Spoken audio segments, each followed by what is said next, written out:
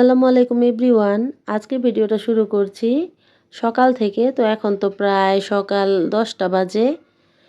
তো এই বছর বৃষ্টি থামার নামই নেই, প্রতিদিন শুধু বৃষ্টি আর বৃষ্টি। প্রচুর পরিমাণে বৃষ্টি হইতেছে, বাচ্চারা তো স্কুলে চলে গেছে সকালের নাস্তা করে।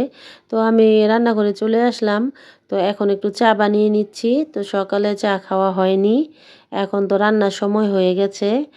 তো আজকে ভর্তা ভাতই রান্না করব। আলুটা বসিয়ে দিয়েছি সেদ্ধ, চাও হয়ে গেল। টুপুর টাপুর বৃষ্টি পড়তেছে টিনের চালে, এদিকে আমি চা বানিয়ে নিয়েছি। তো এত সুন্দর ভিউ দেখবো আর চা খাবো।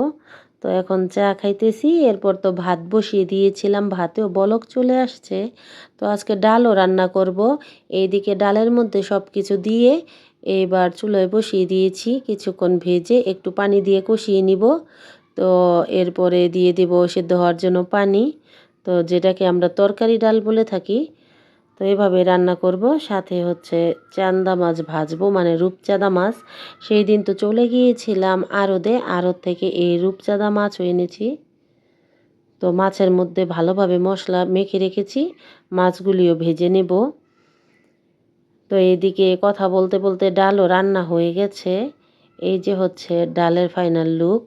তো বেশি পরিমাণে রান্না করি নাই। তো এদিকে হচ্ছে ভর্তার জন্য শুকনো মরিচটা তেলের মধ্যে টেলে নিলাম, মাছও ভেজে নিয়েছি, মাছ ভাজাও হয়ে গেছে। এখন এখান থেকেই সবাইকে দিয়ে দিব, মানে আমার ছোটো জার ঘরে আর হচ্ছে শাশুড়ি মায়ের ঘরে সব কিছু দিয়ে দিলাম। এরপরে তো সবাই চলে এসেছিল গোসল করে ভাত খাওয়ার জন্য দুপুরের। তো এদিকে সিম্মি শেফা সারামণি ভাত খাইতে বসে পড়ছে।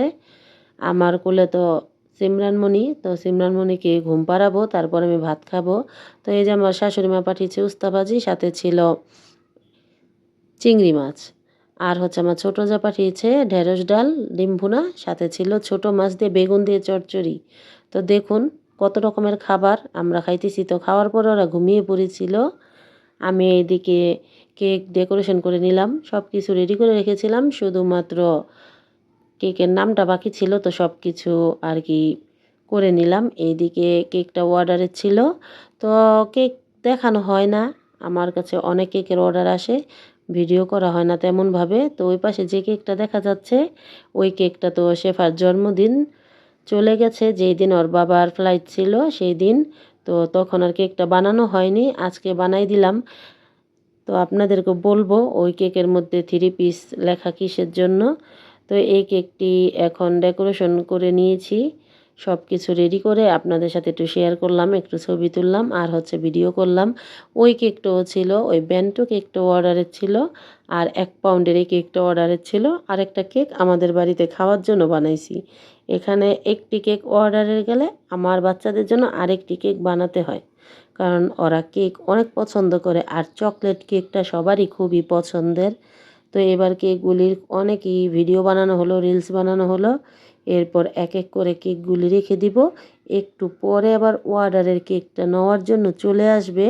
তো বলতে বলতে চলেও এসেছে কেকটা নেওয়ার জন্য। তো কেকটা দেখে সে খুব খুশি হয়েছিল, যে কেকটা নিছে দেখুন নাম লেখা আছে, নিয়ে গেছে কেকটা। আর এই যে কেকটা এখন পাঠিয়ে দিব আমার ছোটো জায়ের ঘরে, কারণ আমার দেবর তো বাড়িতে, বাচ্চারা সবাই মিলে কেকটা খাবে।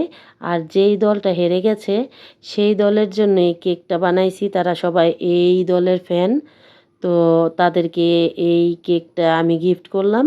তো আজকে এই পর্যন্তই, সবাই এখন কেকটা খাবে। আমার ভিডিওটি ভালো লাগলে লাইক কমেন্ট শেয়ার করবেন, সাবস্ক্রাইব করবেন। আল্লাহ হাফেজ।